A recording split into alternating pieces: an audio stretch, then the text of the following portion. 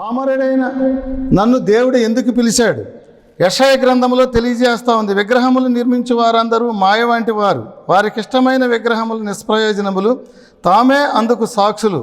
Bible గ్రంథం ప్రకారంగా చూసినట్లయితే విగ్రహములు నిర్మించే వారందరూ మాయ వంటి వారు అని చెప్పి బైబిల్ గ్రంథం తెలియజేస్తూ ఉంది. ఒకప్పుడు విగ్రహములను నిర్మించి అవే నిజమైనటువంటి రక్షణ అనుకుని వాటిల్ని ఆ విగ్రహాలని ఆడించి ఊళ్ళంట తిప్పి ఆడించేటువంటి నన్ను దేవుడు ఎందుకు పిలుచుకున్నాడు? దేవుడి యొక్క ప్రణాళిక ఏంటి? దేవుడి యొక్క ఉద్దేశం ఏంటి?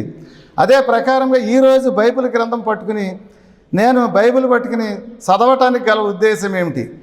బైబిల్ గ్రంథం ప్రకారంగా చూసినట్లయితే దేవుడు కావాలని చెప్పి ఎంతోమంది పామరులు అనేటువంటి వారిని పిలుచుకున్నారు. దాంట్లో మొట్టమొదటిగా పేతురు అనేటువంటి వ్యక్తి కూడా చేపలను పెట్టేటువంటి పామరుడే నాలాగా. ఎందుకంటే నేను కూడా అనేక రకాలైనటువంటి ఆలోచనలతోటి బ్రతుకుతూ విగ్రహాలను ఆడించేటువంటి స్థితిలో ఉన్నటువంటి నన్ను అనుకోకుండా దేవుడు నన్ను పిలిచాడు. దానికి ప్రతిఫలంగా ఈరోజు బైబిల్ పుచ్చుకుని సువార్త ప్రకటించేటువంటి అవకాశం నాకు దొరికింది. అదే నాకు గొప్ప రక్షణ అని చెప్పి నేను ఆలోచన చేస్తున్నాను. చూడండి, ఇక్కడ మనం 19వ వచనంలో చూసుకున్నట్లయితే మరి ఒకసారి చూసుకున్నాం. 19వ వచనంలో యెహోవా ఆత్మ అతని మీదకి దిగిరాగా మరలా రాగా అతడు ఆస్కేలోనికి పోయి వారిలో 30 మందిని చంపి వారి సొమ్మును దోసుకొని తన విప్పుడు కథ భావమును చెప్పిన వారికి బట్టలు ఇచ్చాను. ఎందుకంటే కాలయాపన చేస్తా మనం ఎంత చదువుకోక్కర్లేదు. ఎందుకంటే కాలయాపన చేస్తా జీవితం అంతా ముందుకు సాగించుతా ఉన్నాడు. ఎందుకంటే ఇక్కడ దేవుని ప్రజలను రక్షించేటువంటి ఒక యోధుడిగా ఉండవలసినటువంటి వాడు పొడుపు కథలు, విప్పుడు కథలు, అలాగే ప్రేమాయణం ఇలాంటివన్నీ సాగించుతూ తన జీవితాన్ని వ్యర్థంగా నడుపుకుంటా ఉన్నాడు. అయినా దేవుడు ఆశతోటి ఇంకా మారతాడేమనేటువంటి ఉద్దేశంతో సంసోనికి గొప్ప అవకాశాన్ని కూడా ఇస్తూ ఉన్నాడు. ఎందుకంటే గొప్ప బలవంతుడైనటువంటి వ్యక్తిగా రావటానికి గల కారణాన్ని ఇక్కడ చూపించుతూ ఉన్నాడు.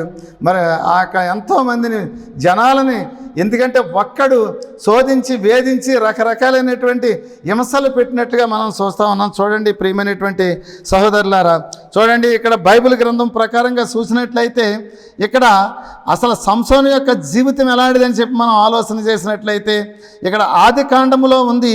ఆది కాండములో 1వ అధ్యాయము 2వ వచనం మనకు కనపడతా ఉంది. చూడండి ఒకసారి. ఆది కాండము 2వ అధ్యాయములో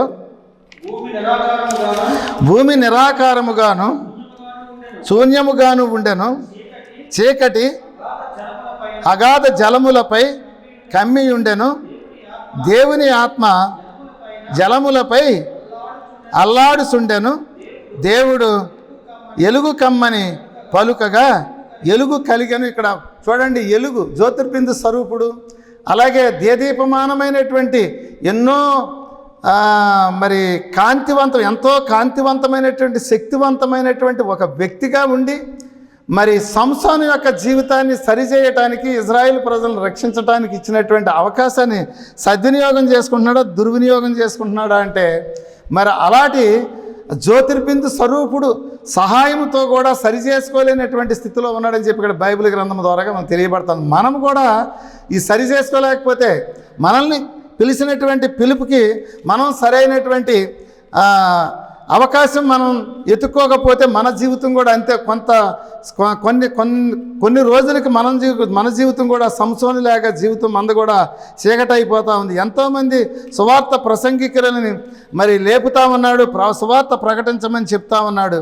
కానీ వాళ్ళందరూ ఏం చేస్తున్నారంటే వాళ్ళు వచ్చినటువంటి పనిని మర్చిపోయి వాళ్ళు వేరొక పనిలో పడి వాళ్ళు యొక్క జీవితం అంతా కూడా వ్యర్థంగా జరుపుకున్నారని చెప్పి బైబిల్ గ్రంథము తెలియజేస్తూ ఉంది. మన మీదకి వచ్చినటువంటి ఒక గొప్ప శక్తిని మనం సద్వినియోగం చేసుకోకపోతే మనం కూడా సంసోనులాగా చీకటి జీవితాన్ని అనుభవించవలసి వస్తుందని చెప్పి బైబిల్ గ్రంథం ఇక్కడ తెలియజేస్తూ ఉందో చూడండి.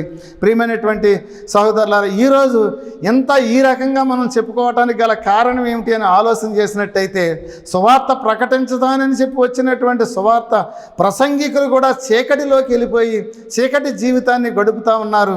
అలాగే చీకటిలోకి వెళ్ళిపోయి చీకటి యొక్క కార్యక్రమాలు చేస్తూ ఉన్నారు. చీకటిలోకి వెళ్ళి చీకటి కార్యక్రమాలు చేసి చీకటిలో నిమగ్నమైపోయి ఉంటా ఉన్నారని చెప్పి బైబిల్ గ్రంథము తెలియజేస్తూ ఉంది. ఎంతోమంది సేవకులు మేము సేవకులమని చెప్పుకుని గర్వముతో ఉంటా ఉన్నారు. అలాగే నిన్న ఒక సేవకుడు ఇక్కడికి వచ్చాడు. ఆయన అంటా ఉన్నాడు, నేను ప్రభుత్వ ఉద్యోగిని, నాకు రోజుకి 4,000 రూపాయలు వస్తాయి, ఎందుకంటే నేను కానీ దేవుని సువార్త ప్రకటించుతున్నాను అని చెప్పి అంటా ఉన్నాడు. కానీ నేను చాలా సంతోషించాను. కొద్దిసేపు వాకింగ్ చెప్పండి మీరు, ఎందుకంటే 4,000 జీతం తీసుకునేటువంటి వాళ్ళు దేవుని యొక్క మరి సువార్త ప్రకటించుతున్నారు అని అంటే చాలా గొప్ప వ్యక్తులై ఉంటారు మీరు అని చెప్పి చెప్పండి అన్నప్పుడు, ఆయన చెప్పింది ఏమీ లేకపోయినప్పుడు కూడా ఆయన ధోరణిలో ఆయన చెప్పారు, అయ్యా మీరు కానుకలు తీసుకుంటారా అంటే చక్కగా కానుకలు తీసుకుని ఇచ్చినటువంటి జేబులో పెట్టుకుని వెళ్ళండి. 4,000 రూపాయలు సంపాదించేటువంటి ఒక వ్యక్తి మరి చిన్న కానుకను కూడా స్వీకరించేటువంటి వ్యక్తిగా ఉన్నాడు అని అంటే ఏమిటని మనం ఆలోచన చేసినట్లయితే మరి వాళ్ళు చేసేటువంటిదంతా కూడా బైబిల్కి వ్యతిరేకంగా చేస్తున్నారని చెప్పి బైబిల్ గ్రంథము తెలియజేస్తూ ఉంది. చూడండి ప్రియమైనటువంటి సహోదరులారా, అలాగే బైబిల్ గ్రంథం ప్రకారంగా మనం చూసుకున్నట్లయితే సంసోను యొక్క జీవితం కూడా అలా తయారైనట్లుగా బైబిల్ గ్రంథం మనకి తెలియజేస్తూ ఉంది. చూడండి ఇక్కడ బైబిల్ గ్రంథంలో 15వ అధ్యాయంలో 14వ వచనం చూసుకుందాం. అతడు లేహీకి వచ్చే వరకు ఫిలిష్తీయులు అతని ఎదుర్కొని కేకలు వేయగా యెహోవా ఆత్మ అతని మీదకి బలముగా వచ్చినందున అతని చేతులకు కట్టబడిన తాళ్ళు అగ్ని చేత కాల్చబడి జనపనార వలె నాయను సంఖ్యలను అతని చేతుల నుండి విడిపోయాను. చూడండి బైబిల్ గ్రంథం ప్రకారంగా చూసినట్లయితే ఎంత యోధుడు, ఎందుకంటే తాళ్లతో కట్టినటువంటిది చిన్న గడ్డి పరకను కూడా తెంచలేనటువంటి మనము, ఈ స్థితిలో ఉన్నటువంటి మనము తాళ్లను కూడా తెంచేటువంటి ఒక శక్తిని దేవుడు ఇచ్చాడు. చూడండి, ఎందుకంటే జనపనార తాళ్ళను కూడా తెంచేటువంటి శక్తి సంసోనికి దేవుడు ఇచ్చినట్లుగా తెలియజేస్తూ ఉంది. కానీ కింద వచనంలో మనకి కనపడతా ఉంది. చూడండి, అతడు గాడిద యొక్క పచ్చ దవడ ఎముకు కనుగొని చేయి సాచి పట్టుకొని దాని చేత 1000 మంది మనుషులను చంపాను. చూడండి, ఎందుకంటే పచ్చి దవడ, ఎందుకంటే పచ్చి గాడిద దవడ అని చెప్పి ఇక్కడ తెలియబడతా ఉంది. అసలు నాజీరు చేయబడినటువంటి వాడికి కొన్ని నిబంధనలు ఉన్నాయి. ఎందుకంటే తల్లిదండ్రులు చనిపోయినా కానీ ముట్టకూడదనేటువంటి నిబంధన ఉంది. ఎందుకంటే అపవిత్రమైనటువంటి దేనిని ముట్టకూడదని నిబంధన అయి ఉన్నది. అలాంటిది ఒక మరి చచ్చిపోయినటువంటి ఒక జీవి, ఎందుకంటే పచ్చి ఎముకను తీసుకుని, ఎందుకంటే దేవుని ప్రణాళికకు వ్యతిరేకంగా ఇక్కడ అతను చేసినటువంటి పని మనం చూస్తూ ఉన్నాం ఈ రోజున. చూడండి ప్రియమైనటువంటి సహోదరులారా, ఎందుకంటే పచ్చి మరి ఎముకను చూసి ముట్టకూడనటువంటి దాన్ని ముట్టి అపవిత్ర పడిపోయినట్లుగా మనం చూస్తూ ఉన్నాం. కానీ ఇవన్నీ చేసి కూడా నాకు దేవుడిచ్చినటువంటిది మర్చిపోయి నేను తిరుగుతున్నానని చెప్పి అనుకోకుండా మరి తిరుగుతూ ఉన్నట్లుగా బైబిల్ గ్రంథం మనకు తెలియజేస్తూ ఉంది. జకర్యా గ్రంథములో 4వ అధ్యాయము 6వ వచనం చూద్దాం. జకర్యా గ్రంథములో 4వ అధ్యాయం 6వ వచనం చూద్దాం ఒకసారి.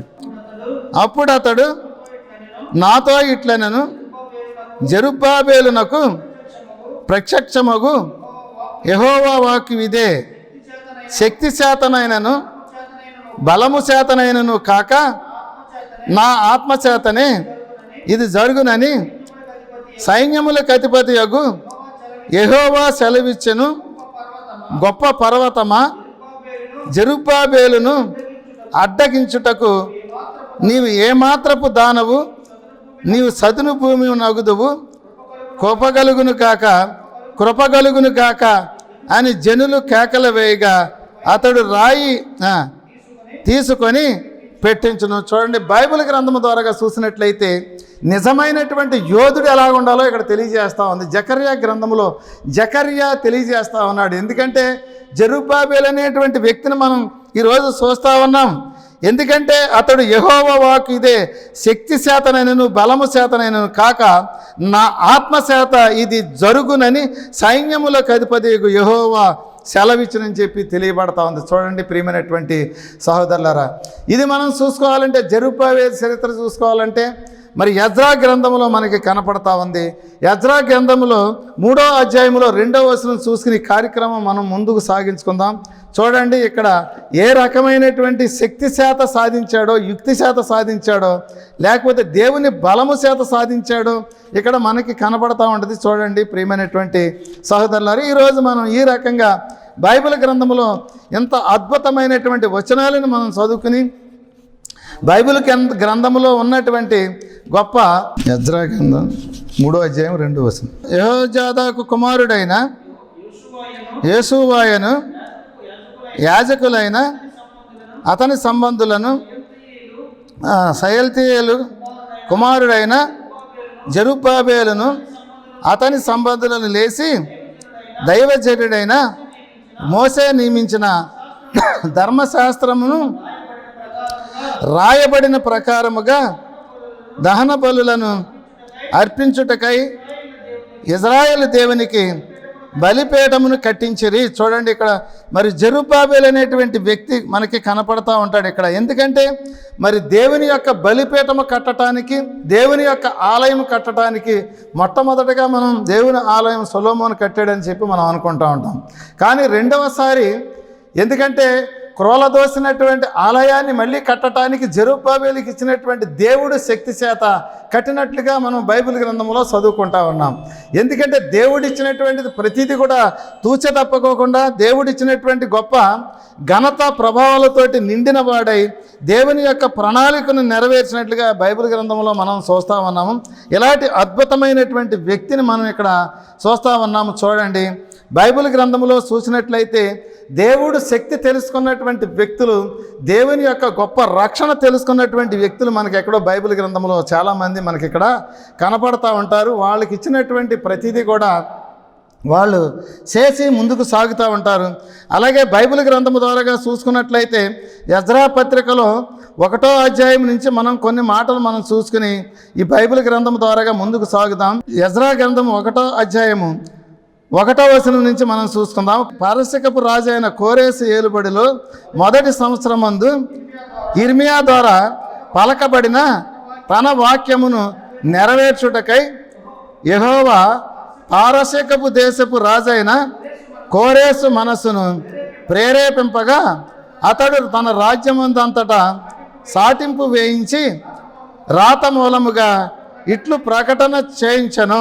చూడండి, ఏం ప్రకటన చేయించాడని మనం ఒకసారి ఆలోచన చేద్దాం. చూడండి ప్రియమైనటువంటి సహోదరులారా, పారసిక రాజు అంటే ఇజ్రాయేలు ప్రజలకు సంబంధించినటువంటి వాళ్ళు కాదు. ఎందుకంటే బబులోను రాజులు చెరపట్టబడినటువంటి వాళ్ళు, మరి బబులోను రాజులు. కానీ పారసికపు రాజు అంటే విడిపింపబడినటువంటి వాడని చెప్పి పారసికపు రాజు అని చెప్పి బైబిల్ గ్రంథం తెలియజేస్తా ఉంది. బబులోను రాజు ఎంతోమందిని చెరపట్టుకుని తన దేశ ఆచారాలను నేర్పేటువంటి స్థితిలోకి తీసుకెళ్ళినటువంటి బబులోను రాజును చూస్తున్నాం ఇక్కడ. కానీ విడిపింపబడినటువంటి పారసికపు రాజును కూడా చూస్తున్నాం. మనం ఒకసారి ఆలోచన చేద్దాం, కిందకి చదువుకుందాం. పారసికపు రాజైన కోరేసు ఆజ్ఞాపించినదేమనగా ఆకాశమందలి దేవుడైన యెహోవా లోకమందున్న సకల జనములను నావశము చేసి యోధా దేశమందున్న యెరూషలేములో తనకు మందిరము కట్టింపమని నాకు ఆజ్ఞ ఇచ్చి ఉన్నాడు. ఎందుకంటే ఎవరిచ్చారు ఆజ్ఞ? యెరూషలేములో తనకు మందిరము కట్టింపమని నాకు ఆజ్ఞ ఇచ్చి ఉన్నాడని చెప్పి బైబిల్ గ్రంథము ద్వారాగా మనకు తెలియజేస్తా ఉంది. ఎందుకంటే ఒక రాజు శక్తివంతమైనటువంటి వాడు, ఎందుకంటే బబులోను సామ్రాజ్యాన్ని కూడా కోలగొట్టగలిగినటువంటి ఒక శక్తి సంపన్నుడు, చివరికి రాజ్యాన్ని కూడా కూల్చి చెరలో ఉన్నటువంటి వాళ్ళని ఇడిపించినటువంటి వ్యక్తి అంటా ఉన్నాడు.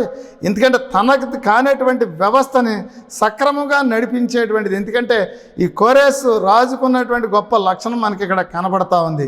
చూడండి, ఎందుకంటే నా మందిరాన్ని పునఃప్రారంభం చేయమని చెప్పి దేవుడు నాకు ఆజ్ఞ ఇచ్చి ఉన్నాడని చెప్పి బైబిల్ గ్రంథం ద్వారా తెలియపడతా ఉంది.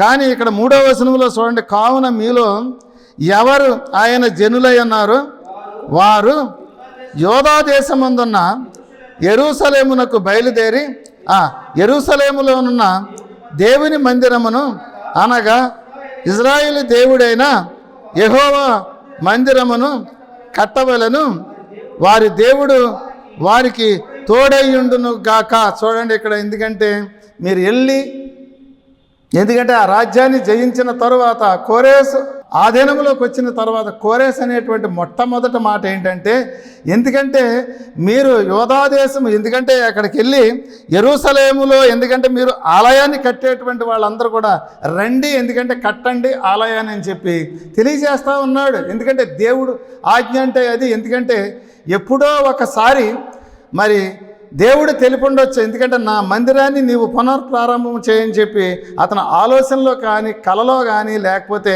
అతని మదిలో కానీ మెదులుండవచ్చు.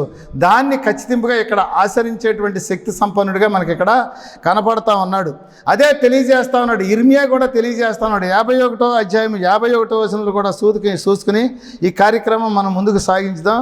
51వ అధ్యాయము ఇర్మియా గ్రంథంలో 51వ వచనం చూసుకుందాం. మేము దూషణ వాక్యముని విని సిగ్గుపడి ఉన్నాము. అన్యులు యెహోవా మందిరపు పరిశుద్ధ స్థలములోనికి వచ్చి ఉన్నారు. మా ముఖములు తెల్లబోవుచున్నవి. ఇదే యెహోవా వాక్కు. రాబోవు దినములలో నేను బబులోను యొక్క విగ్రహములను శిక్షించును. ఆమె దేశమందంతటను గాయపరచబడిన వారు మూలుగురుదురు. బబులోను తన బలమైన ఉన్నత స్థలములను దుర్గములుగా చేసుకొని ఆకాశమునకు ఎక్కినను. పాడు చేయువాడు నా యొద్ద వచ్చి దాని మీద పడుదురు. బైబిల్ గ్రంథం ప్రకారంగా చూసినట్లయితే దేవుని యొక్క మందిరాలను కూడా కూలగొట్టి రకరకాలుగా వాళ్ళు సుఖభోగముతోటి అనుభవించుతూ చివరికి బబులోను రాజులు సుఖభోగాలలో మునిగి చివరికి తన యొక్క ఉనికిని కోల్పోయినట్లుగా వాక్యం మనకి పరిచయం చేస్తూ ఉంది.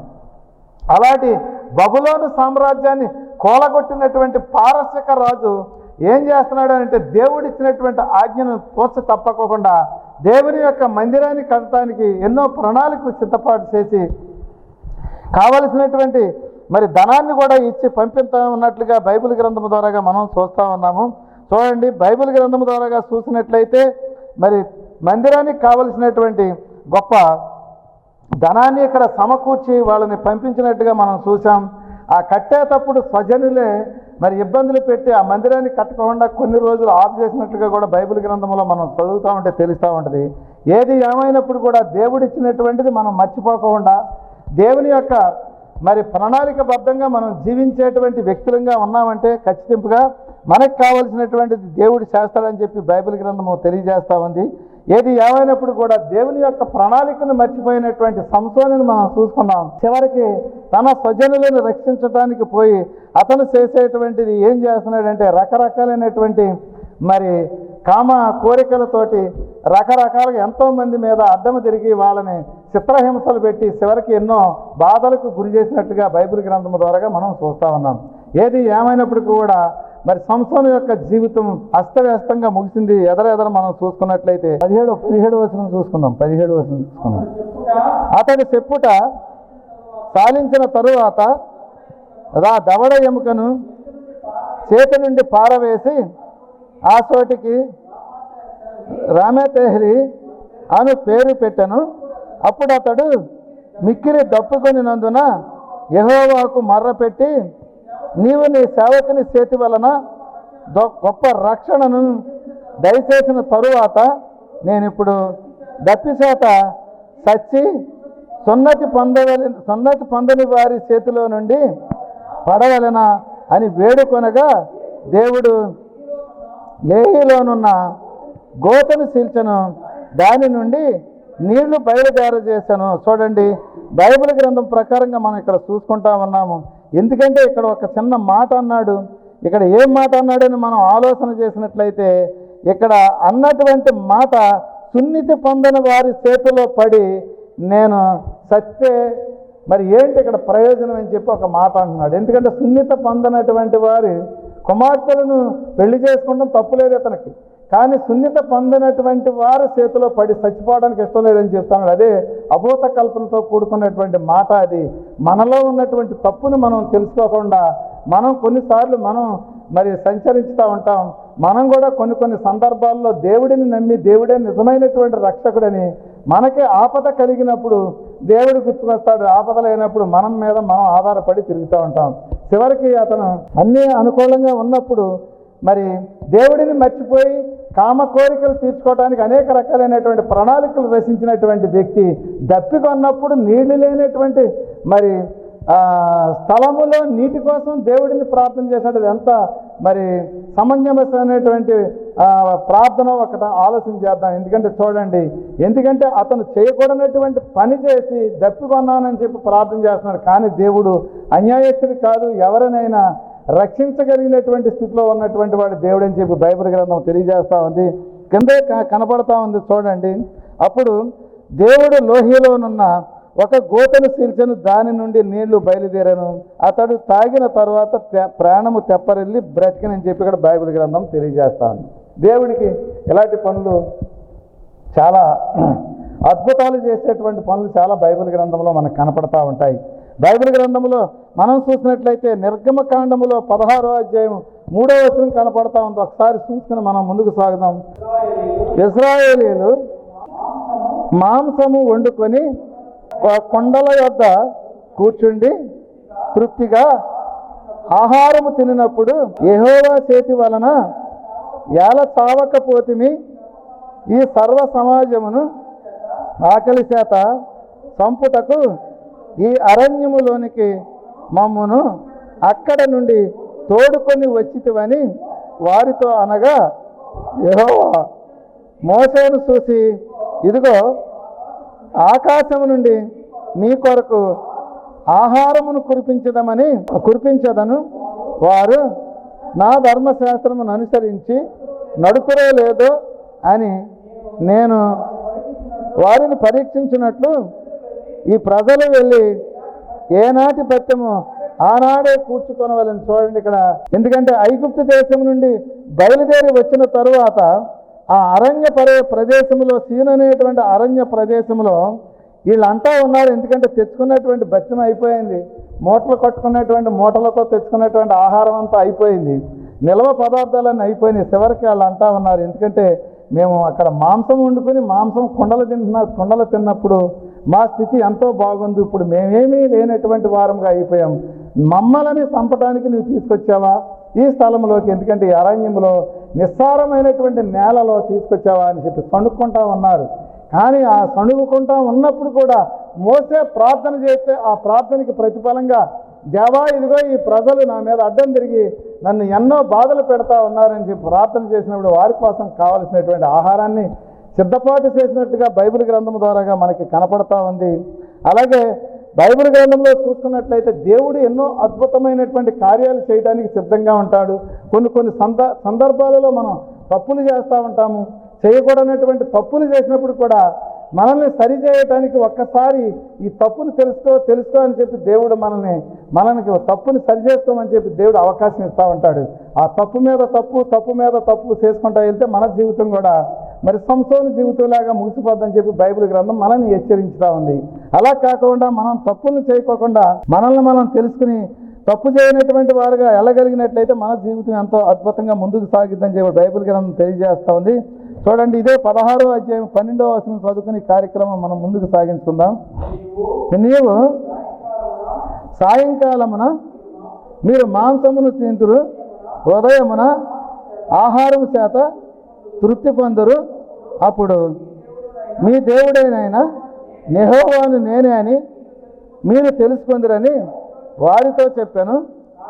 కాగా సాయంకాలమున కూరేళ్లు వచ్చి వారి పాళెములు కప్పెను, ఉదయమున మంచు వారి పాళెము చుట్టూ పడి ఉండెను, పడిన మంచు ఎగిరిపోయిన తరువాత నూగు మంచు వలె సన్నని కణములు అరణ్యపు భూమి మీద కనబడెను.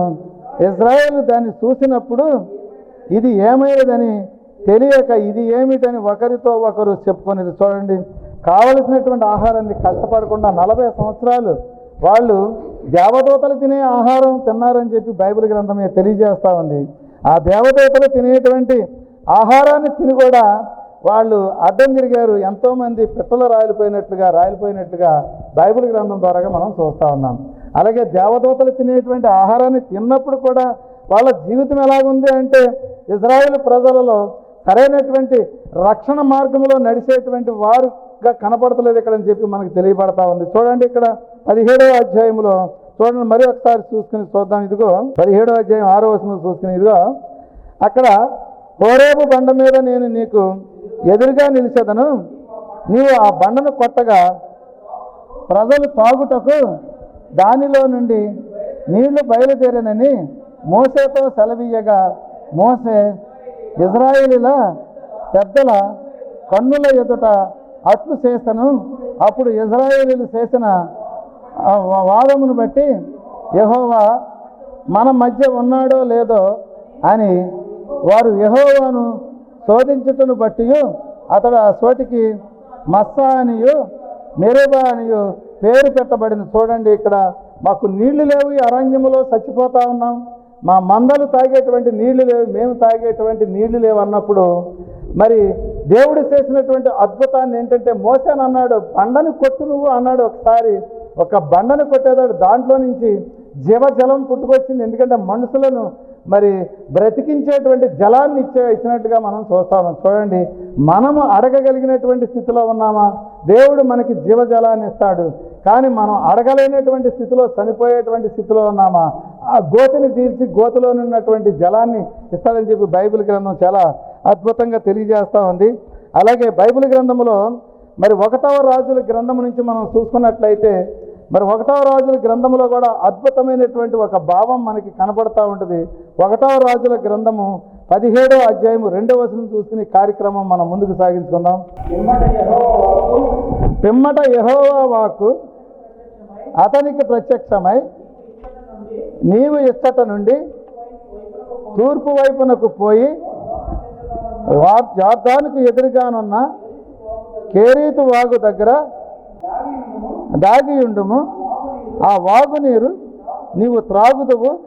అచ్చటికి నీకు ఆహారము తెచ్చుటకు నేను కాకోలములకు ఆజ్ఞాపించితనని అతనికి తెలియజేయగా అతడు పోయి యెహోవా సెలవిచ్చిన చొప్పున యొర్దానునకు ఎదురుగానున్న కేరీతు వాగు దగ్గర నివాసము చేసను అని చెప్పి బైబిల్ గ్రంథం తెలియజేస్తుంది. అక్కడికి మరి కాకులు ఆహారాన్ని తెచ్చినాయి, తిన్నాడు, కొంతకాలం పాటు తిన్నాడు. అక్కడి నుంచి కూడా బయలుదేరాలని చెప్పి దేవుడు మరి సెలవిచ్చాడు. అది కూడా నెరవేర్చినట్టుగా మనం చూస్తా ఉన్నాం.